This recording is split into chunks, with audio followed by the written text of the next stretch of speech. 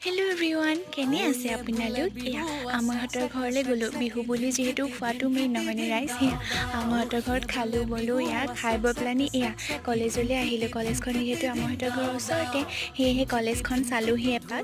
তাৰপিছত তেনেকৈ যোৱাকালি এয়া আহিছিল মোৰ লগৰখিনি আমাৰ ঘৰলৈ। তাৰপিছত তাহাঁতকো এপাক মাতিছিলোঁ আমাৰ ঘৰলৈ বুলি। এয়া আহিল তাহাঁতি। তাৰপিছত তেনেকৈ লেকচাৰ দি আছোঁ, খাই বৈও আছে তাহাঁত। তাৰপিছত তেনেকৈ খাই বৈ পেলানি আমি আকৌ ওলালোঁ টিনাহঁতৰ ঘৰত। তাতো মাতিছিল তাহাঁতৰ ঘৰলৈ। তাৰপিছত ময়ো ওলালোঁ আৰু তাহাঁতৰ লগতে গ'লোঁ। গৈ পেলাই পূৰা খোৱা বোৱা চলিল। টিনাই খুব ধুনীয়াকৈ খাবলৈ দিছে দেই। এয়া পিঠা পনা একেবাৰে ভৰ্তি কৰি দিছে প্লেট। তাৰপিছত তেনেকৈ খাই বৈ এয়া তাই মোৰ কাৰণে পাণ বনাই দিছে দেই ৰাইজ।